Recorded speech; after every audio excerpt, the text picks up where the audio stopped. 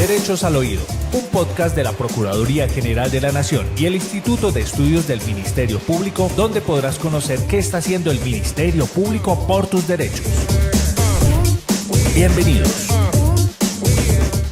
Bienvenidos a un nuevo capítulo de Derechos al Oído del Instituto de Estudios del Ministerio Público, su podcast para aprender de todos estos temas tan importantes como el que trataremos el día de hoy con Sandra Avellaneda Avendaño, docente vinculada al Instituto de Estudios del Ministerio Público. Bienvenida.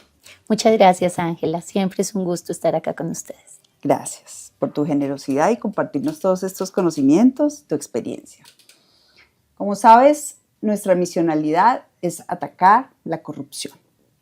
Es uno de nuestros frentes y después de todas estas conversaciones, obviamente encontramos que pese a existir tanta normatividad, hay un alto índice de corrupción en la contratación estatal. Por favor, cuéntanos, según tu criterio, ¿cuáles crees tú que son las fuentes que alimentan a la corrupción en el ejercicio de la contratación estatal? Y finalmente, regálanos unos tips para los servidores públicos para evitar caer en estas malas prácticas y enfócate, por favor, en nuestros territorios, en los alcaldes que de pronto allá en la lejanía de su municipio muchas veces no tienen ni siquiera un asesor y no saben qué hacer. Cuéntanos, por favor. Claro que sí. Bueno, lo primero que hay que decir es que la corrupción es una plaga y hay que buscar antisépticos para luchar contra ella. Lo segundo que hay que decir es que esta lucha tiene que ser una lucha de todos.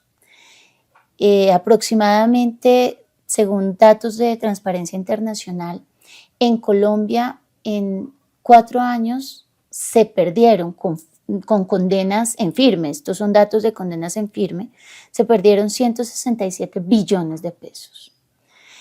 Si nosotros nos vamos a los datos del Banco de la República de cuánto representó en pérdidas para Colombia la pandemia del COVID-19, representó 185 billones de pesos. Entonces, empecemos por concluir que la corrupción es una pandemia y es una pandemia que hay que atacar, pero no puede hacerlo ni el gerente público solo, ni la Procuraduría sola, ni la Contraloría sola, ni la Fiscalía sola. Esto es un tema país. Y aprovecho este tema tan importante para hacerles esa invitación. Recordarán ustedes, hace muchos años, lo que ocurrió en Bogotá en el mandato de Antanas Mocos. Él promovió el movimiento de cultura ciudadana y no podemos ignorar que cambió el ADN de Bogotá y de los bogotanos. ¿Quién no olvidas el famoso 1 a 1 en los carros, que nos evita tantos trancones, Sandra? Claro que el profesor sí. Mocos La pirinola, la pedagogía y ese civismo a su administración. Así es. Y entonces parte de lo que queremos en torno a este tema de la lucha contra esta plaga que es la corrupción es que volvamos al movimiento de cultura ciudadana, pero ya no para defender el espacio público, sino para defender todo lo público. Porque estos 167 billones de pesos son recursos que necesitan nuestros niños de La Guajira, nuestros niños del Caquetá, nuestros adolescentes para poder tener un futuro y estudiar, nuestros ancianitos y todas las personas pues, de la tercera edad y de grupos poblacionales vulnerables para poder atendérseles sus necesidades básicas, esenciales. Este dinero que se está dilapidando en corrupción es dinero que necesita Colombia y los colombianos, a quienes más les duele en silencio esta violencia silenciosa, la corrupción. Entonces, dicho esto, es la invitación a que el movimiento de cultura tenemos que integrarnos a él todos, empezando por la ciudadanía. Hace algunos años, cuando veíamos a algunos jóvenes romper las estaciones de Transmilenio, yo decía, y entonces ellos decían, es que esto es del Estado. Y yo decía a este chico, a esta chica, alguien le tiene que decir que el Estado es él o ella. Lo público es de todos y tenemos que hacer un frente común para protegerlo. Pero uno no puede luchar contra un enemigo que no conoce. Entonces, si queremos sumarnos al movimiento de proteger lo público, necesitamos conocer la corrupción. Si queremos combatir a los corruptos, necesitamos acercarnos a cómo piensan ellos, cómo operan. Si queremos acabar con la corrupción, necesitamos cortarle su fuente alimenticia. Pero para poderle cortar su fuente alimenticia tenemos que saber de dónde se alimenta.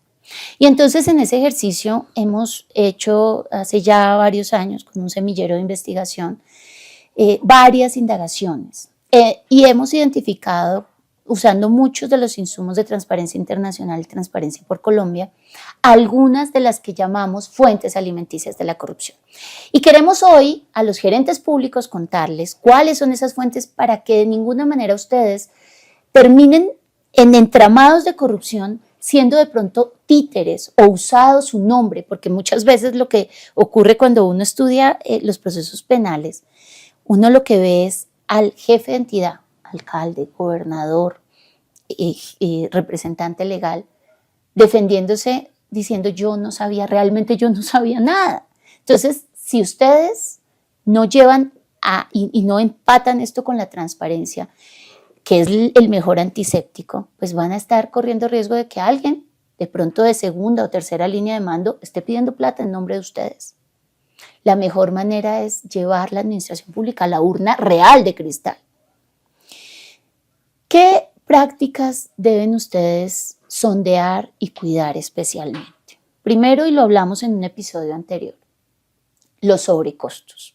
Dice Transparencia por Colombia que una de las fuentes de dinero para pagar sobornos son los sobrecostos. Esto no lo dice Transparencia por Colombia ni Transparencia Internacional, lo dice Sandra Avellaneda. Pues somos inocentes si creemos que un contratista paga sobornos con plata de su bolsillo. Por supuesto que no. La plata tiene que salir del contrato. Y entonces tenemos que saber que uno de los frentes de riesgo de las banderas rojas son los sobrecostos. ¿Qué tipos de sobrecostos hay? Los mencionamos, algunos de ellos en el episodio anterior. El primero, pues los sobrecostos generados por contratos que no tienen estudio de mercado. Los sobrecostos generados por pliegos de condiciones que no ponen techo a los ítems y que permiten que sobrecosteen algunos unitarios. Pero también, Ángela, hay un foco gigantesco de riesgo, probado de riesgo, en las adiciones de los contratos, con varias prácticas. Una de ellas, adición de mayor cantidad de ítems inicialmente previstos. Un contrato me llegó un día para revisarlo. Entonces me dicen, ¿no? Doctora Sandra, le enviamos la adición para que le ponga visto bueno. Y yo, muy respetuosa y cariñosa, le digo, no, es que yo no vendo vistos buenos. Yo hago revisiones para blindarlos. Entonces, permítame, leo. Cuando voy a mirar, resulta que la adición, entre otros ítems, estaba adicionando mayor cantidad de kilómetros de transporte de escombros. Y entonces le pregunto yo al técnico, cuénteme si es que cambiaron el punto de la escombrera. O sea, del momento en que se firmó el contrato a hoy, la escombrera queda en otro punto. Silencio. No sabe, no responde, llamada a un amigo.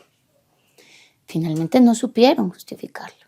Entonces, ojo con esas mayores cantidades. Tiene que haber una explicación, todo en lo público tiene que estar justificado. Otra práctica,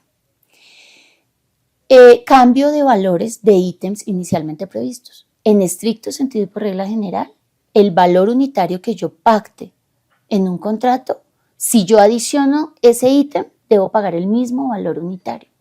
Pero a veces los aumentan sin justificación, lo cual no debe ocurrir. Tercero, adición de ítems, actividades o productos no previstos, sin estudio de mercado. En donde le dicen al contratista, bueno, ¿y en cuánto me lo deja? El interventor le dice, ¿en cuánto me lo deja? Él dice en 500. Y el interventor le dice, ay, no sea malito, démelo en 400. Y entonces el contratista le dice, ay, partamos diferencias.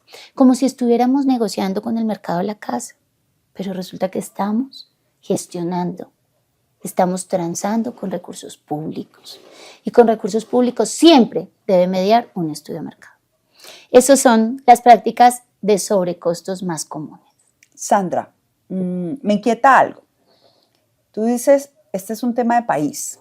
pero obviamente nuestra misionalidad desde los entes de control y desde la función de la fiscalía, en general, de la función sancionatoria del Estado, pues no es llegar cuando la leche está derramada.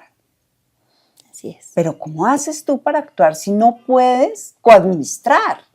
Y además tampoco tienes todo un pool de expertos que te puedan hacer una advertencia, por ejemplo, de una mezcla de asfalto, porque se ve mucho en el contrato de obra, que la calidad es malísima, entonces al siguiente mes ya tú la ves cuarteada. ¿Qué sugieres tú que se puede hacer a nivel país para poder actuar a tiempo? Bueno, 2 recomendaciones. Una dirigida a los gerentes públicos, a los gestores públicos, otra dirigida a la ciudadanía. La recomendación para los gerentes públicos está conectada con el acto legislativo 04 del 2019, acto legislativo que nos cambió la vida a los gestores públicos, porque cambió el modelo de control fiscal. Y ahora la Contraloría General de la República puede hacer control preventivo y concomitante. Pero este acto legislativo y el decreto 403 dejó algo clarísimo que estaba, la verdad está claro desde la Constitución, pero no lo habíamos leído así. Y es que hay un control, el modelo constitucional de control fiscal, es decir, del control que protege los recursos públicos, es un modelo multinivel. ¿Qué significa esto? Hay un segundo nivel de control, que es el control externo a cargo de las contralorías. Pero hay un primer nivel de control, señores gerentes públicos. Señor representante legal, el primer nivel de control está a su cargo. Artículo 8 de la Ley 87. Y se llama Sistema de Control Fiscal Interno. Numeral 6 del artículo 268 de la Constitución Política. A usted, señor jefe de entidad, la historia le va a exigir que acredite cómo en su modelo de control fiscal interno implementó una política y una matriz de riesgos fiscales para prevenir la pérdida de recurso público. Y hace un año, justo hace un año precisamente, se publicó en la Contraloría General de la República un estudio que hicimos de la calidad del control fiscal interno, estudio que los invito a todos a que lo consulten. Si en el chat o en cualquier medio de interacción del podcast alguien quiere el enlace, podemos compartirlo, porque es muy importante que estos instrumentos por los que paga el Estado los conozca todo el mundo.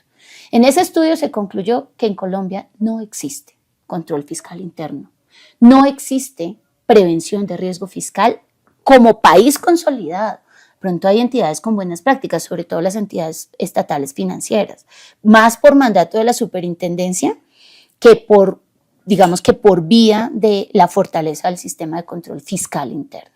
Entonces, la Contraloría y en general el sistema está trabajando para ayudar a las entidades a fortalecerse en eso, pero tristemente en las entidades aún no se ha apropiado desde la cabeza, desde la alta dirección, el concepto de prevenir riesgos de pérdida del patrimonio público y prevenir riesgos de corrupción. Y eso hace que los gerentes públicos estén desprovistos. Cuidado, evalúen, así como hace un momento les decía, miren sus manuales. Los invito a que miren si tienen matriz de riesgos fiscales, que deben tenerla ya. Y segundo, si tienen matriz seria de riesgos de corrupción. Pues hay mucho por hacer. Tenemos muchas tareas y de este podcast han surgido una serie de ideas que podemos implementar desde nuestro Instituto de Estudios del Ministerio Público para capacitar a los servidores públicos, a los servidores del Ministerio Público y poder realmente ser país en contra de la corrupción. Muchas gracias, Sandra. Siempre un placer hablar contigo. Gracias por todas estas recomendaciones y esperamos seguir trabajando juntas en este importante tema. Muchas gracias. Sí. Cuidado con los innegociables. Definitivamente no podemos hacer gestión pública sin tener intacto nuestro marco moral, ético, aquello que no se negocia, ni se compra, ni se vende. Esta es una invitación para todos ustedes. ¿El poder para qué? Tiene que ser para servir y para poner al servicio de los más necesitados los recursos públicos que son tuyos y son míos. Eso es hacer un mejor país. Muchas gracias.